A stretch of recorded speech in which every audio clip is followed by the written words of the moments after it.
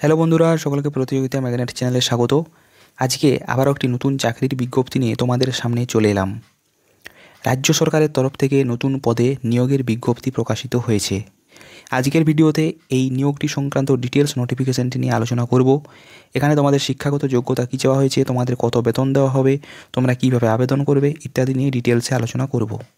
তো ডিটেলস নোটিফিকেশনটিতে যাবার আগে তোমরা চ্যানেলে যারা নতুন দর্শক তারা চ্যানেলটিকে সাবস্ক্রাইব করে রাখতে পারো। আর ভিডিওটি যদি ভালো লেগে থাকে অবশ্যই তোমরা নিজেদের বন্ধুদের মধ্যে কিন্তু ভিডিওটি শেয়ার করবে। তো চলো প্রথমে আমি নোটিফিকেশনটি ওপেন করে নিই, তারপর বিস্তারিত আলোচনায় আসছি। দেখো, ডিটেলস নোটিফিকেশনটি আমি ওপেন করে নিয়েছি। এখানে তোমাদের সুপারিনটেনডেন্ট পদে নিয়োগটি করা হচ্ছে। এটি কিন্তু একটি কন্ট্রাকচুয়াল নিয়োগ। তো এখানে মোট দুটো ভ্যাকেন্সি রয়েছে।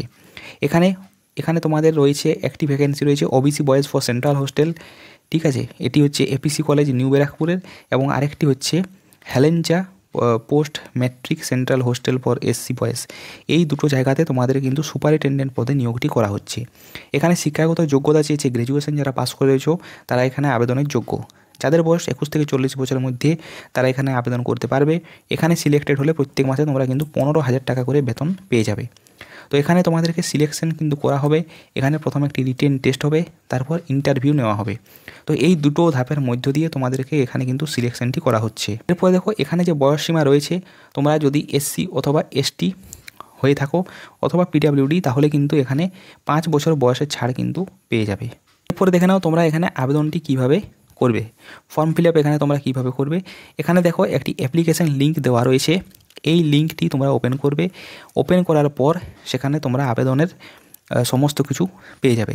এখানে তোমাদের পাসপোর্ট একটি ফটোগ্রাফ আপলোড করতে হবে, তোমাদের সিগনেচার আপলোড করতে হবে, তোমাদের গ্র্যাজুয়েশনের যে মার্কশিট সেটি আপলোড করতে হবে, কাস্ট সার্টিফিকেট যদি কোনো থাকে তাহলে সেটি আপলোড করতে কিন্তু হবে।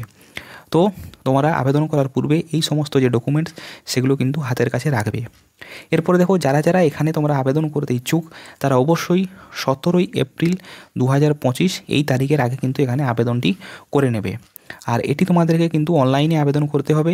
এখানে তোমাদের অন্য কোনো উপায়ে কিন্তু আবেদন করা যাবে না। এখানে তোমরা আবেদন করার পর যারা এলিজিবল ক্যান্ডিডেট হবে তাদের নাম এখানে দেখো, এই যে ওয়েবসাইট রয়েছে যে নর্থ 24 পরগনা ডিস্ট্রিক্টের যে অফিসিয়াল ওয়েবসাইট, সেখানে তোমাদের নাম কিন্তু দেওয়া হবে। তো আজকের ভিডিওতে এটুকুই ইনফরমেশন দেওয়ার ছিল। ভিডিওটি যদি ভালো লেগে থাকে অবশ্যই লাইক করবে এবং অবশ্যই তোমরা নিজেদের বন্ধুদের মধ্যে কিন্তু ভিডিওটি শেয়ার করবে। তো আজকের মতো এ পর্যন্তই। Thank you.